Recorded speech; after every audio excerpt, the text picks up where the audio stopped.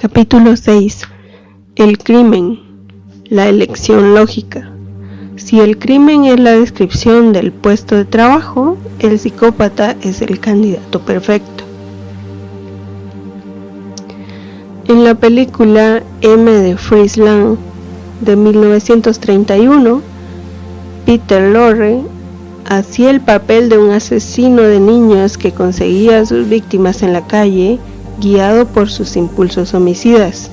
En el film, la policía no puede dar con el culpable y el submundo de delincuentes y matones decide encargarse de las pesquisas.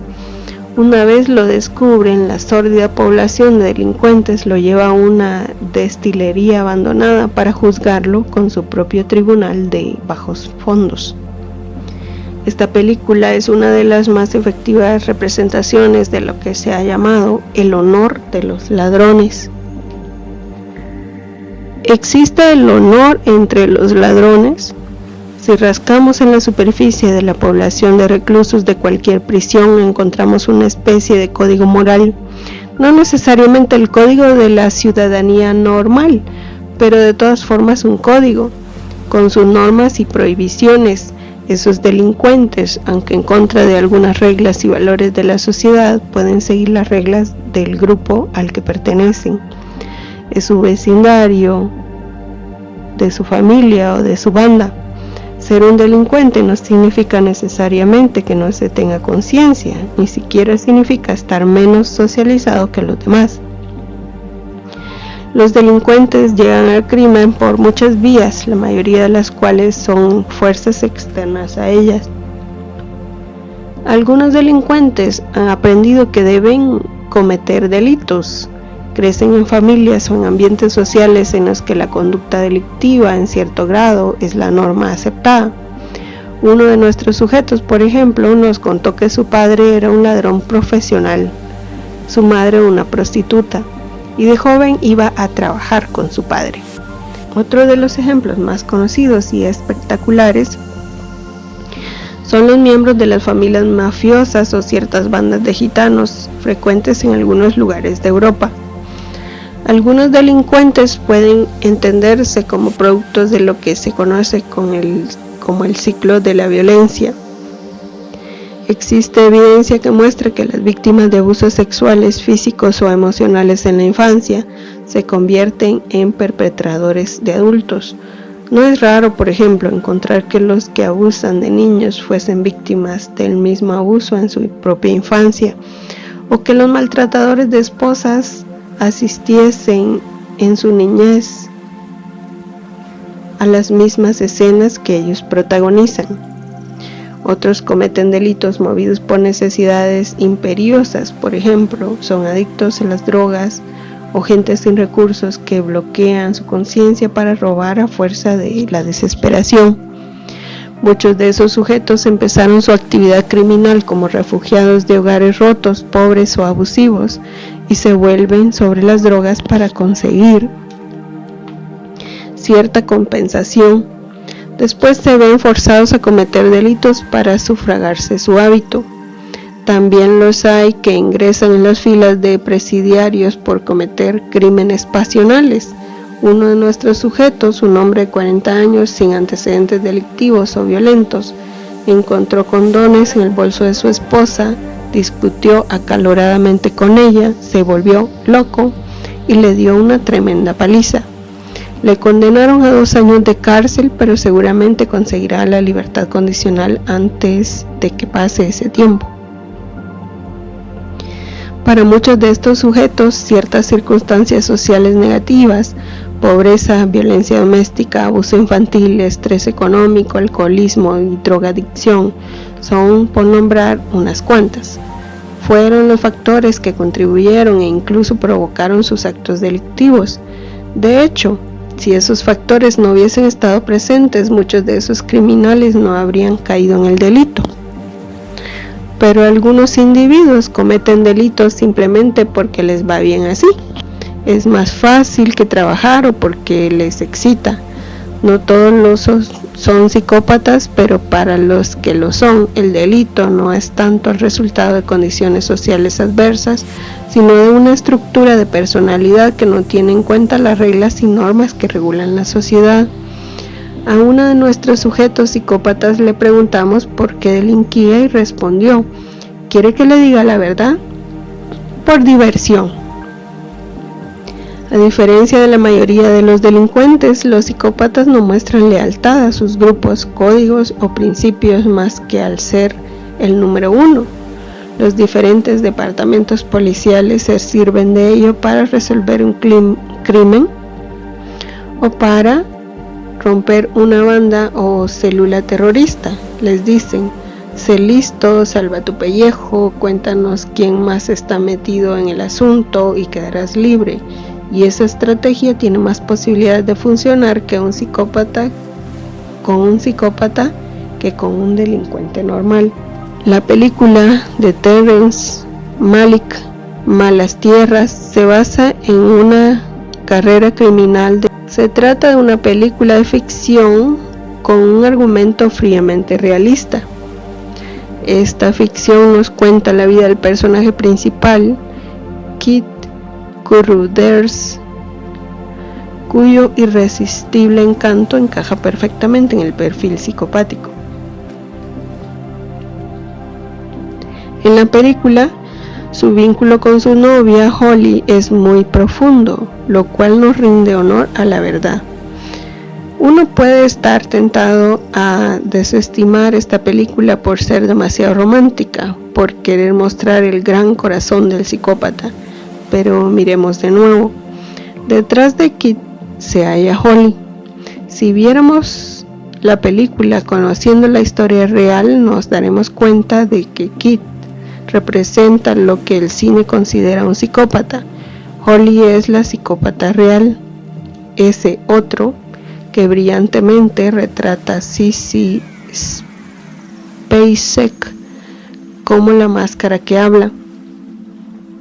Dos aspectos del personaje de Holly ejemplifican importantes aspectos de la personalidad psicopática. Uno es su pobreza emocional y el otro es su búsqueda de emociones fuertes. Una pista de ello nos la da la conducta increíblemente inapropiada que exhibe en ocasiones. Después de que Kit mate al padre de Holly ante sus ojos porque éste se opone a la relación, esta joven de 15 años le da una bofetada a Kit. Acto seguido se deja caer en una silla y se queja de dolor de cabeza. Más tarde huye con Kit y a través del país arrasando todo a su paso, después de que él incendie la casa de Holly para ocultar el cuerpo del padre.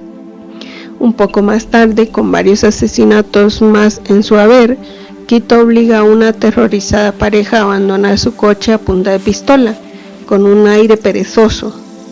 Les conduce hasta un campo abierto. De una manera juguetona, Holly se encara a la asustada mujer y le dice: «Hola», con su tono de voz aniñado y monótono. «¿Qué va a pasar?», pregunta la mujer, desesperada por entender qué sucede. «Oh», responde Holly. «Kit dice que siente que va a explotar de un momento a otro. Yo me siento igual muchas veces, ¿tú no?». La escena acaba con Kit encerrando a los dos en una bodega en medio del campo. Justo antes de irse, dispara de repente a la puerta. «¿Crees que les he dado?», pregunta, como si hubiese intentado matar moscas en la oscuridad. Quizá la evidencia más sutil de la psicopatía de la película aparece en la narración de Holly. Se trata de un monólogo monótono, adornado con frases extraídas de revistas para chicas. Frases que aconsejan qué sentir en cada ocasión. Holly habla del amor que comparte con Kit, pero la actriz se las arregla para expresar que Holly no siente. No ha experimentado nunca lo que dice. El personaje de Spacek se sabe la letra pero no la música, y nos da la oportunidad de experimentar la extraña sensación, la inolvidable desconfianza y el escalofrío que muchos, tanto profanos como profesionales, dicen sentir después de interaccionar con los psicópatas. La fórmula del crimen. Por muchas razones es difícil creer que algún psicópata, con su carencia de control interno, su actitud poco convencional frente a la ética y a la moralidad, su insensibilidad por la falta de remordimientos y su visión egocéntrica del mundo, podría no entrar en conflicto con la sociedad en ningún momento de su vida. Muchos, por supuesto, delinquen y sus actividades criminales cubren un gran espectro de posibilidades, desde pequeños robos a asaltos a mano armada, extorsión, vandalismo, secuestro, asesinato y crímenes contra el Estado como traición, espionaje y terrorismo. Aunque no todos los delincuentes son psicópatas, no todos los psicópatas son delincuentes. Los psicópatas están bien representados en nuestras poblaciones carcelarias y llevan a cabo una gran proporción de actos delictivos totales. Aproximadamente cerca de un 20% de los reclusos, hombres y mujeres, son psicópatas. Los psicópatas son responsables de más del 50% de los crímenes graves que se cometen. Lo cierto es que la estructura de personalidad de los psicópatas supone un peligro para la sociedad. Como el gran tiburón blanco, se trata de una máquina de matar y fácilmente cae en el papel de criminal. Su capacidad para aprovechar cualquier situación que aparezca, combinada con su falta de control interno, que conocemos como conciencia, da lugar a una potente fórmula para el crimen. Así, por supuesto, un psicópata como Jeffrey no deja escapar la ocasión cuando una jovencita en la playa le devuelve su deslumbrante sonrisa. No tardará mucho en pegarse a esa chica para obtener de ella toda la calidez, gratificación sexual, cobijo, comida y dinero que pueda, en nombre del amor. Cuando un joven de la edad y tipo que le gusta a John Wayne Gacy acude a su negocio en busca de trabajo, Gacy no tarda mucho en meter al chico en su juego sexual y no para hasta que lo mata y lo encierra debajo de su casa. Cuando el asesino de Utah,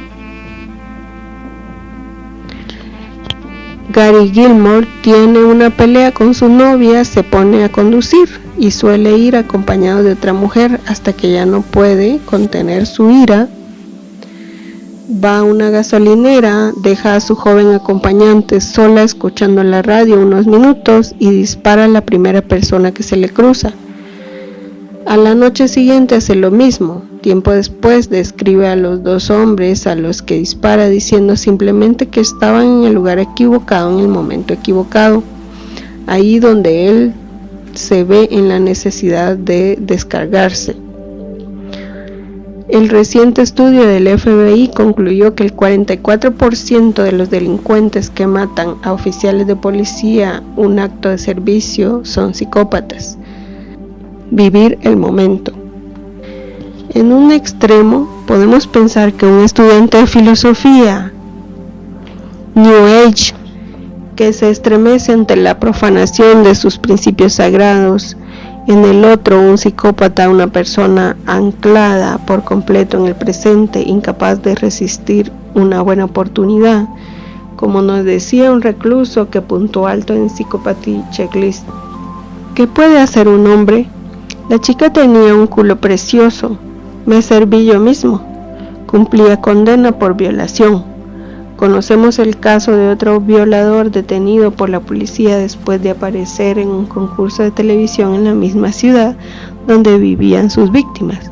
5 minutos de fama y 2 años en la cárcel. En una entrevista concedida a Playboy poco antes de su ejecución, Gary Gilmore transmitió su idea de lo que es estar anclado firmemente en el presente. Cuando se le preguntó por qué le habían pillado tantas veces a pesar de su alto coeficiente intelectual, Gilmore respondió: hay un par de historias que nunca se sabrá que las hice yo. Supongo que no son muchas. Nunca fui un gran ladrón. Soy demasiado impulsivo para ello. No planeo, no pienso. No tienes que ser súper inteligente para salir ileso de toda esa mierda. Solo tienes que pensar un poco.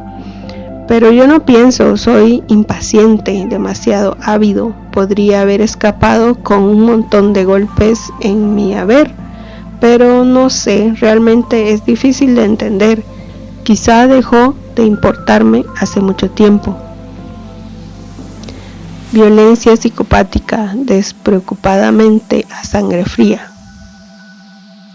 Existe algo incluso más preocupante que el hecho de que los psicópatas sean unos delincuentes compulsivos.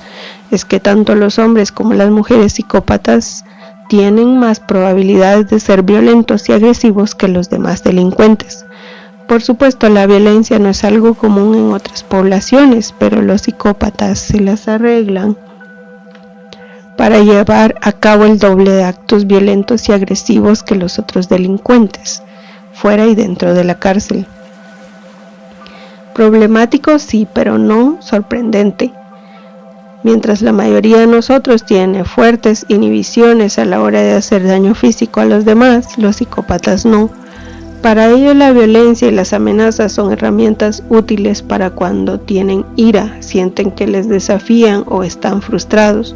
Realmente les dan muy poca importancia al dolor y a la humillación que experimentan sus víctimas. Su violencia es insensible e instrumental, la usan para satisfacer su necesidad puntual, como el sexo o lo que les apetezca. A su reacción suele ser de indiferencia.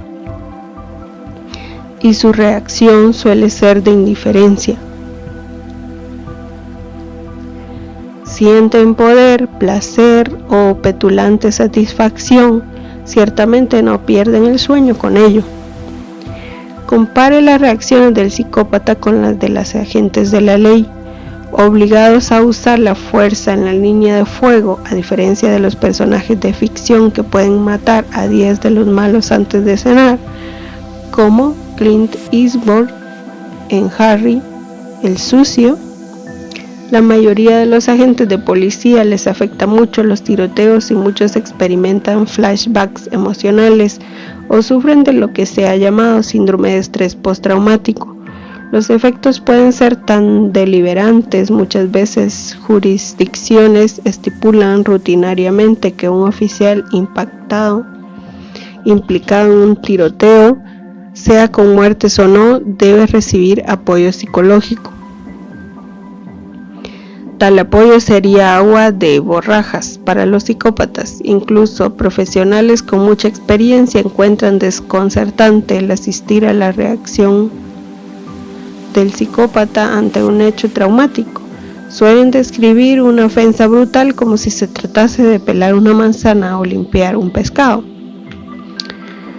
Gary Gilmore, explicando a sus entrevistadores cómo se hizo con el apodo de martillo en la cárcel, nos ofrece un buen ejemplo del enfoque desinhibido que tiene el psicópata ante la violencia.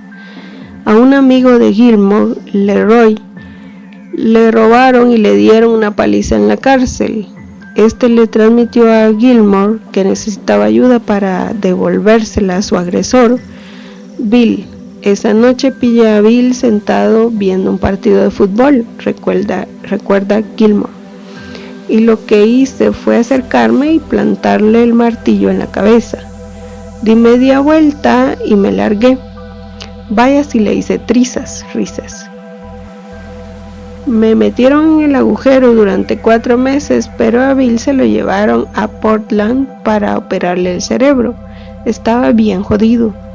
Respondiendo a su pregunta, ese tipo, Leroy, me puso el apodo de martillo después de aquello. Me regaló un llavero con un martillito colgando.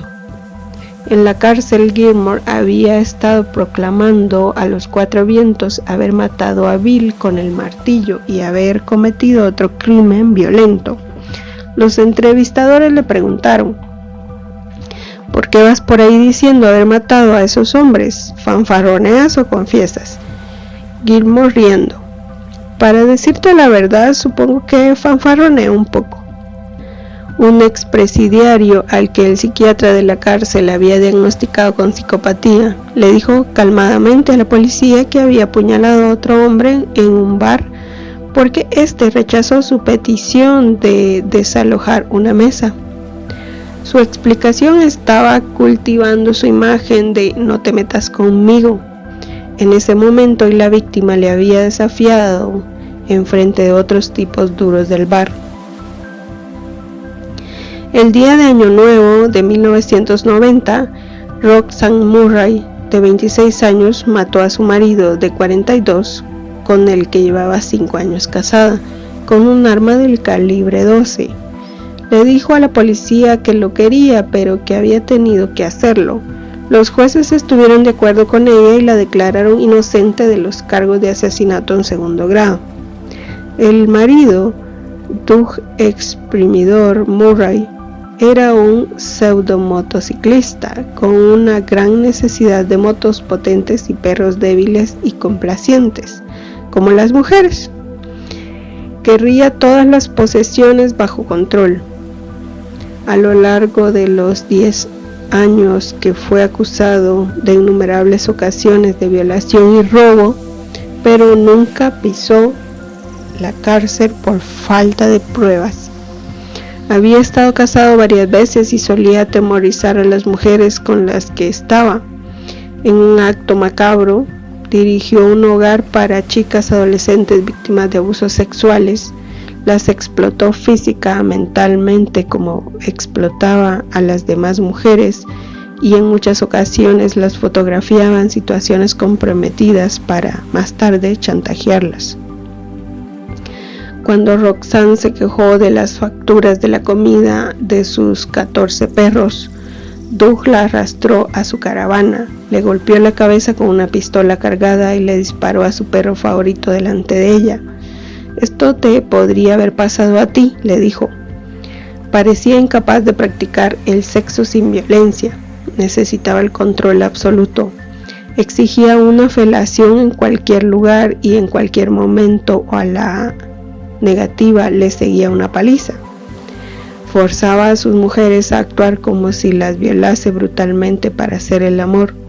A varias las obligó a jugar a la ruleta rusa. La mejor amiga de Roxanne dijo que era como si Doug tuviese varias caras. Algunas eran buenas cuando quería hacerse el bueno y otras peores que te puedas imaginar. Parece que con la brutal carrera de Doug ayudó sin querer a la comunidad a trazar la línea que delimita cuando está justificado que una víctima aterrorizada lleve a cabo una acción drástica para protegerse a sí misma. Un delincuente consiguió una puntuación alta en el Psychopathy Checklist, asesinó a un anciano durante un robo. Así describía los hechos.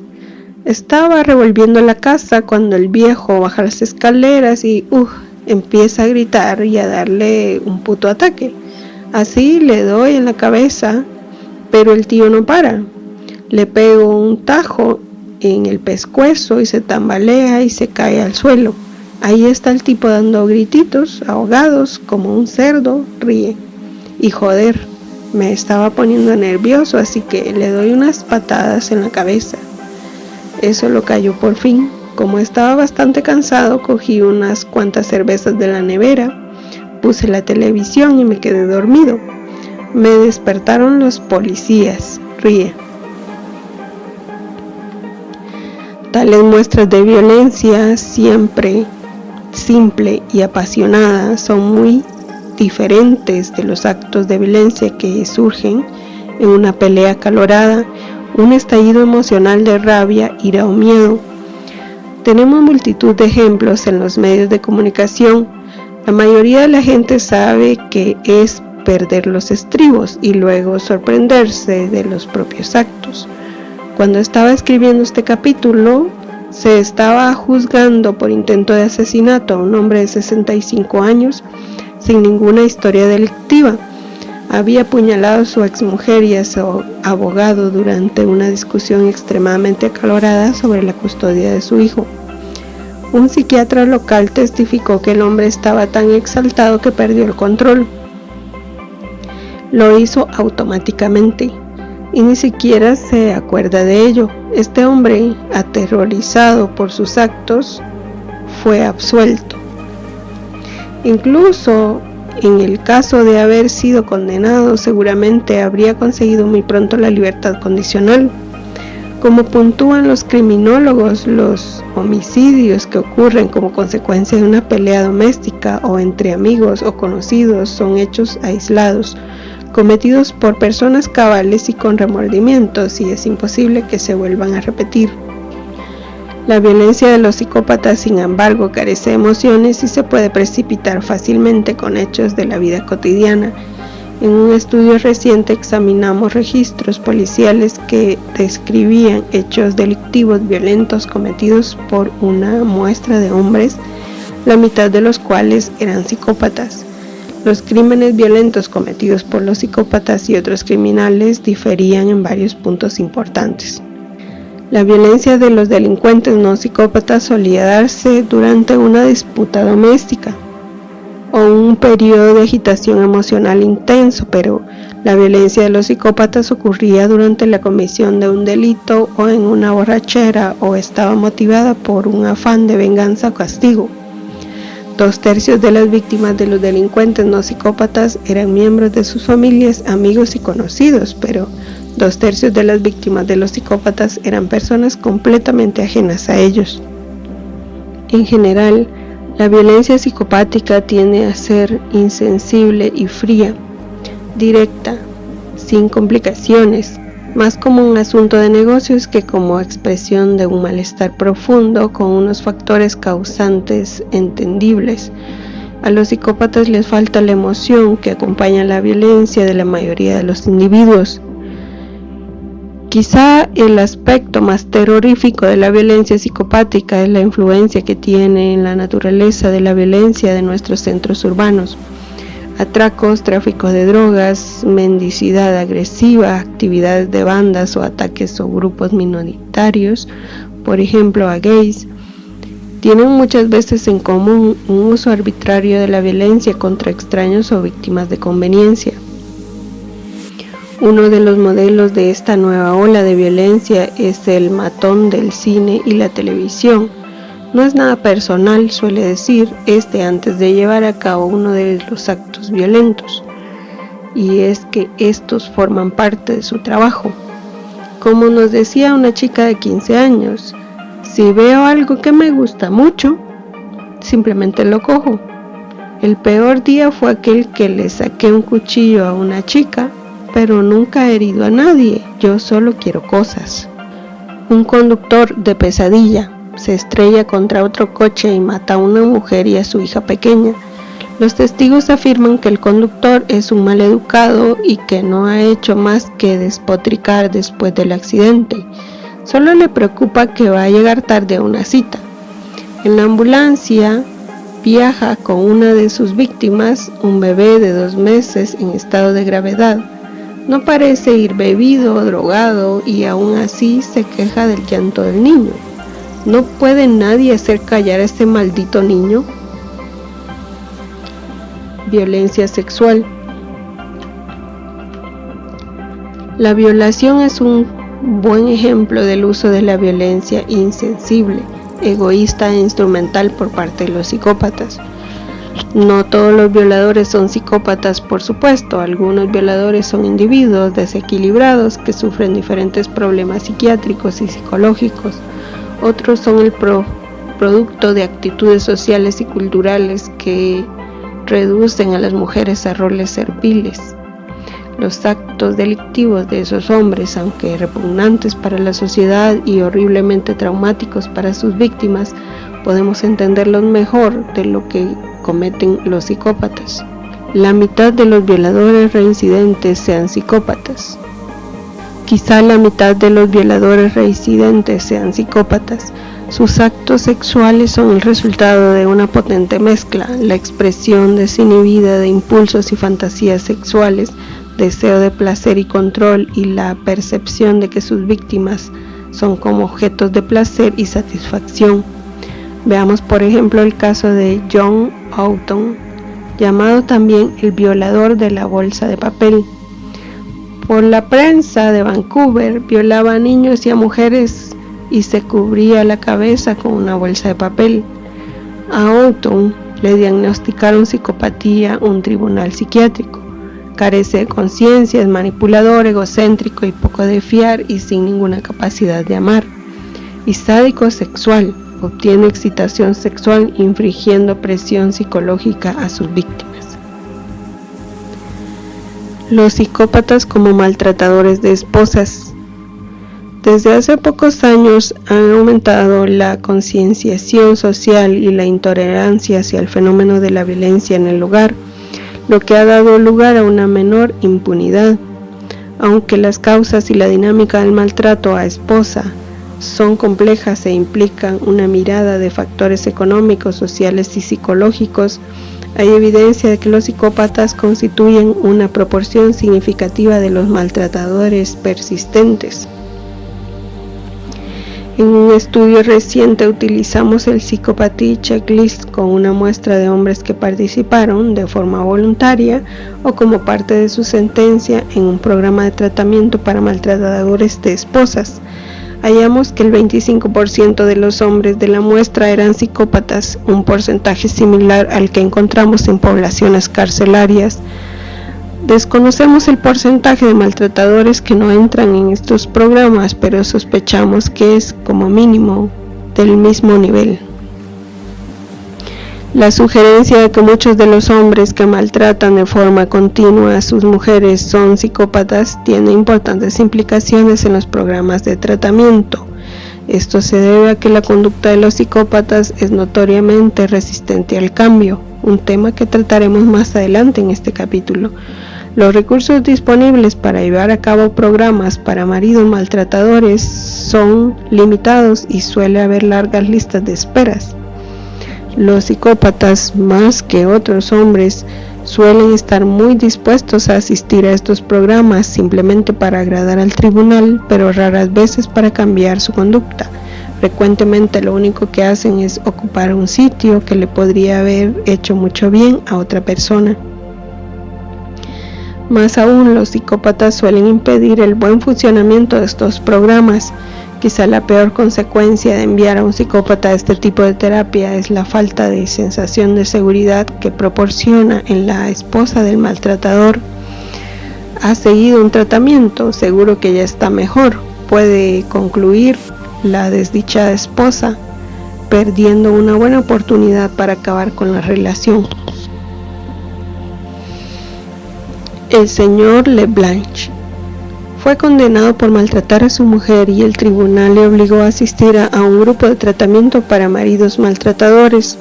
Amistoso y encantador, describía aquel maltrato como un altercado menor y así incluso desafortunado, fruto de la típica discusión familiar.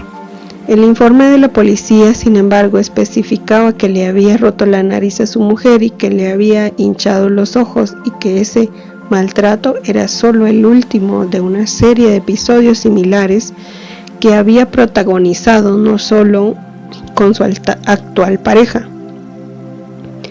En una entrevista anterior al inicio de su primer tratamiento en la cárcel, dijo que había entendido su problema y que todo lo que necesitaba era adquirir algunas habilidades de control de la ira. Acto seguido se puso a describir, pontificando las teorías y la dinámica psicológica de la violencia intrafamiliar y concluyó que era improbable que el grupo le pudiese aportar algo a él. Sin embargo, estaba dispuesto a asistir a las sesiones porque podría ayudar a otros asistentes a darse cuenta de su problema. Durante la primera sesión comentó despreocupadamente que había estado en Vietnam, que tenía un máster en dirección de empresas por la Universidad de Columbia y que había fundado varias empresas. Los detalles acerca eran muy vagos. Dijo también que este era su primer acto violento y cuando el director del grupo le indicó que tenía varias condenas por robo, fraude y malversación de fondos, sonrió y dijo que eran todas el resultado de pequeños malentendidos. Acaparó casi todas las discusiones del grupo y se pasó todo el tiempo haciendo análisis superficiales de todos los otros participantes. El director del grupo lo encontró un tipo interesante, pero el resto estaba frustrado por su arrogancia y agresividad. Después de unas cuantas sesiones abandonó el grupo y dejó la ciudad, una violación clara del orden judicial que pesaba sobre él. Sus afirmaciones de haber combatido en Vietnam y de haberse graduado en Columbia resultaron ser falsas. La prueba real. ¿Podemos predecir la conducta? En Texas, los casos de pena capital cuentan con la participación del psiquiatra forense James Grayson, el Doctor Muerte, que rutinariamente testifica que el asesino volverá a matar. El resultado es que con Grayson no hay muchas vacantes en el corredor de la muerte. Frente a la certeza de este psiquiatra, hallamos la creencia que tienen muchos clínicos y políticos de que la conducta delictiva y la violencia. El resultado es que con Grayson no hay nunca vacantes en el corredor de la muerte. Frente a la certeza de este psiquiatra, hallamos la creencia que tienen muchos clínicos y políticos de que la conducta delictiva y la violencia no se pueden predecir. Como es habitual, la verdad se halla en un punto intermedio. No hace falta ser un genio para darse cuenta de que la gente con un pasado criminal o violento es más peligrosa que los demás. Una buena manera de predecir lo que alguien hará en un futuro es ver lo que ha hecho en el pasado, una máxima en la que se basa la mayor parte de las decisiones judiciales. Los resultados de por lo menos media docena de estudios recientes demuestran claramente que las predicciones sobre la conducta criminal y violenta pueden mejorarse considerablemente si entendemos que es un psicópata, tal y como se define en el Psychopathy Checklist. Estos estudios utilizan la tasa federal de reincidencia, comisión de nuevas faltas de los delincuentes al salir de la cárcel y muestran que, de media, la tasa de reincidencia de los psicópatas es el doble de la de otros delincuentes. La tasa de reincidencia de actos violentos de los psicópatas es el triple de la de otros delincuentes. Un tema de gran interés para el público es la concesión de libertad condicional a los agresores sexuales. Como decíamos antes, es imposible distinguir entre agresores sexuales psicópatas y los que no lo son. Sobre todo deben hacerlo los comités de comisión de libertad condicional. Existe un reciente estudio sobre violadores en libertad condicional que siguieron un programa intensivo de rehabilitación que lo demuestra. Casi un tercio de los participantes violó de nuevo. La mayoría de los que reincidieron tenían una puntuación muy alta en el Psychopathy Checklist y se halló evidencia de que obtenían estimulación sexual a través de la violencia gracias a un estudio efectuado antes de que salieran de la cárcel en el que se les colocó un aparato electrónico en el pene. Estas dos variables, excitación desviada hacia la violencia y psicopatía, servían para predecir la reincidencia en 3 de cada 4 sujetos. Gracias a estos resultados, el sistema judicial está mostrando un renovado interés en tener en cuenta el factor de psicopatía a la hora de predecir la reincidencia y la violencia. Pero este interés no se limita a los delincuentes y la libertad condicional. Por ejemplo, varios hospitales psiquiátricos forenses usan ahora el Psychopathy Checklist para tomar decisiones acerca de los niveles de seguridad que se deben asignar a los pacientes. La psicopatía es algo que se pasa con la edad. Piense en algunos de sus parientes y amigos que conoce desde la infancia. la novia tímida y apocada, el hermano extrovertido y gregario, el primo parlanchín con los malos modales, el vecino agresivo maleducado. ¿Cómo eran cuando tenían 10 años? Aunque es cierto que la gente cambia, en algunos casos notablemente, muchos rasgos de la personalidad permanecen estables a lo largo del tiempo. Por ejemplo, el chico que siente miedo de su propia sombra tiene más probabilidades de convertirse en un adulto tímido y ansioso que en un duro e inagotable luchador.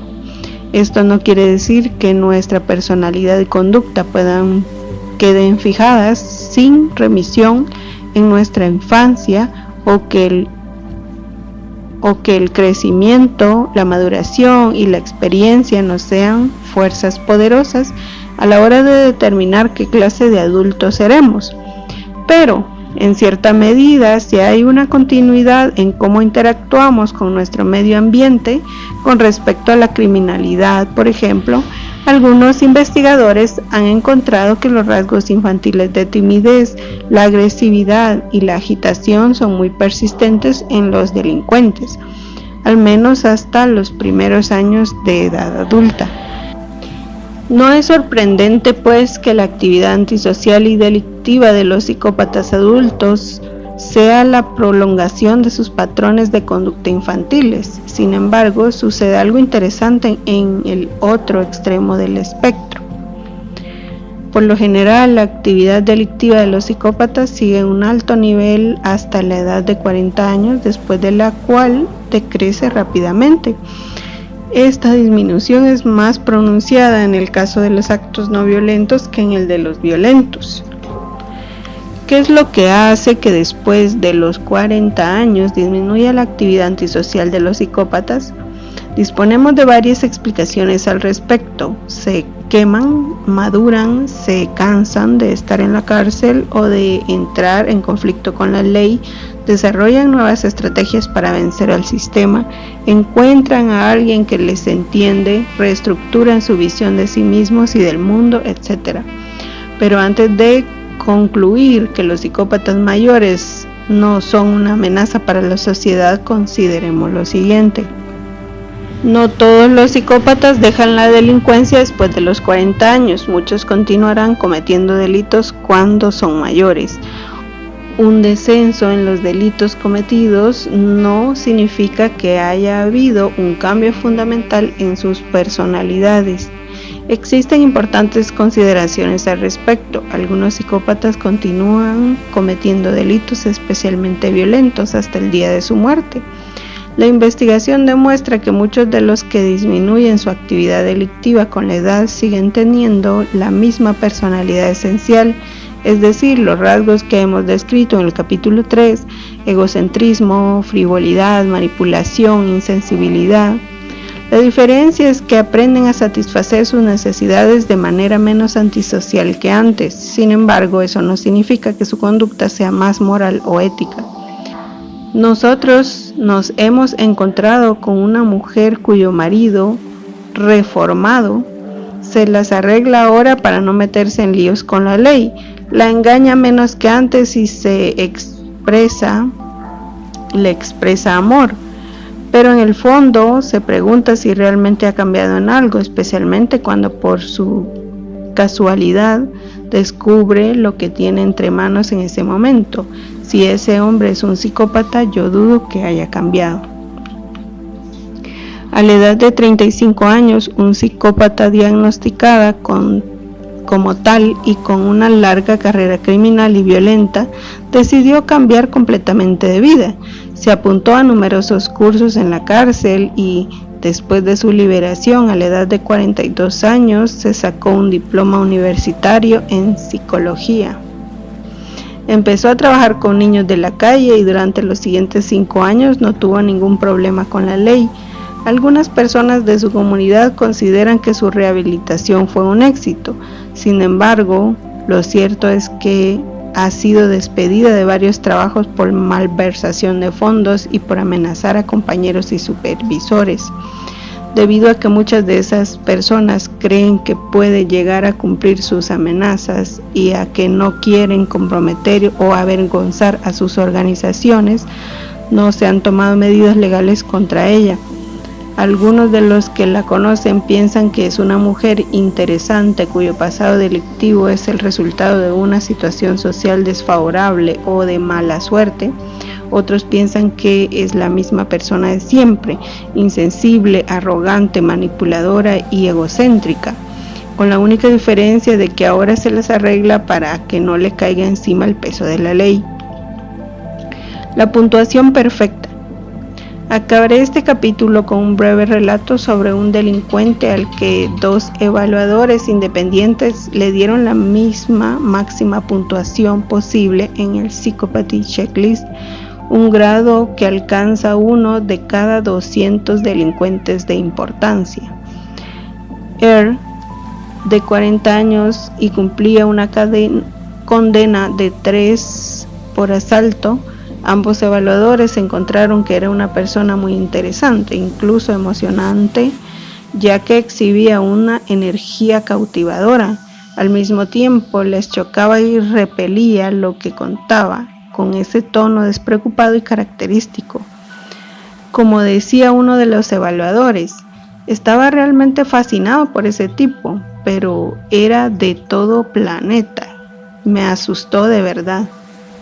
Earl procedía de una familia de clase obrera y era el tercero de 4 hijos. Sus problemas con la sociedad empezaron pronto. En la guardería atacó a una profesora con un tenedor porque ésta le estaba obligando a sentarse en su sitio. A la edad de 10 años le conseguía chicas, incluida a su hermana de 12 años, a sus amigos mayores para que les hicieran favores sexuales. A la edad de 13 años fue condenado por robar a sus padres y falsificar sus firmas en cheques. Sí, pasé unos cuantos meses en la trena para chavales, pero ahí me pillaron por poca cosa. Yo ya había cometido muchos más delitos. Desde entonces hay muy pocas cosas que Earl no haya hecho, la mayor parte a otra gente. Su expediente está plagado de cargos por robo, falta de tráfico, asalto, violación, fraude, secuestro, proxenetismo, intento de asesinato. Sí, sorprendentemente no ha pasado mucho tiempo en la cárcel. En muchos casos retiran los cargos porque la víctima se negó a testificar y en otros casos por falta de pruebas y porque Earl fue capaz de salir con una buena explicación de su conducta. Incluso estando en la cárcel, conseguía la libertad condicional con facilidad, lo cual es increíble si nos fijamos en su conducta en la prisión. Uno de los apartados de su expediente psicológico es especialmente revelador. Lo más destacado de él es su obsesión por el poder absoluto. Valora a la gente solo en función de si se doblegan a su voluntad o pueden ser coaccionados o manipulados para conseguir sus fines. Busca constantemente la oportunidad de explotar a la gente.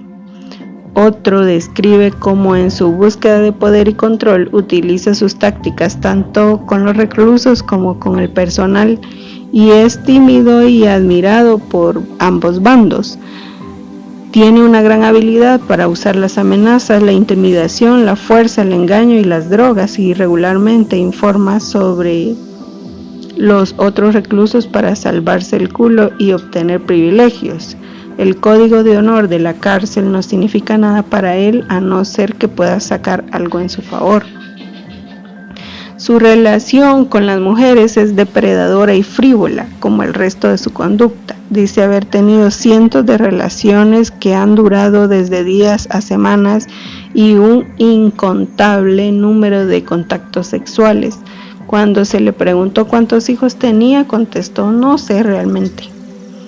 Unos cuantos, imagino. Muchas mujeres me han acusado de ser el padre, pero les digo que se jodan. ¿Cómo sabes que es mío? Ha aterrorizado y asaltado de una manera constante a todas las mujeres de su vida, ha abusado sexualmente de su hija y violado a su novia. Su propensión a la conducta sexual sádica se ha seguido hasta la cárcel.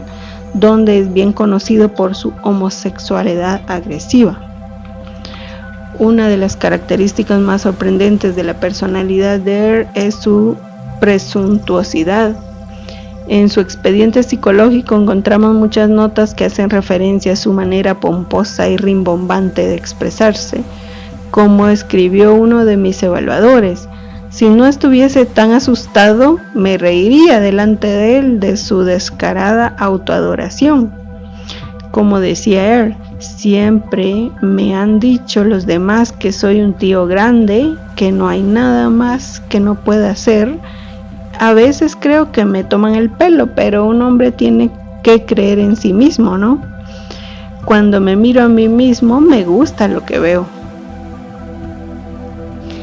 En la época en que estudiamos a Air, hace ya varios años, tuvo una entrevista con el Comité de Concesión de Libertad Condicional y dijo: he madurado mucho y no veo ningún futuro en esta vida que llevo de cárcel en cárcel. Tengo mucho que ofrecer a la sociedad y he trabajado duro para analizar mis puntos fuertes y débiles. Mi objetivo es ser un buen ciudadano, vivir modestamente y tener una relación de amor con una buena mujer. Creo que ahora soy una persona más honesta y digna de confianza que antes. Mi reputación es ahora para mí sagrada.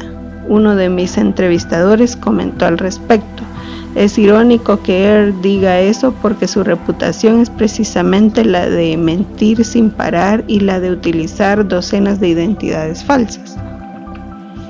Sorprendentemente, el psicólogo y el psiquiatra de la cárcel pensaron que Air había mostrado bastante mejoría durante su estancia ahí y, basándose en la relación que tuvieron con él, consideraron que se corría un riesgo razonable dándole la libertad condicional.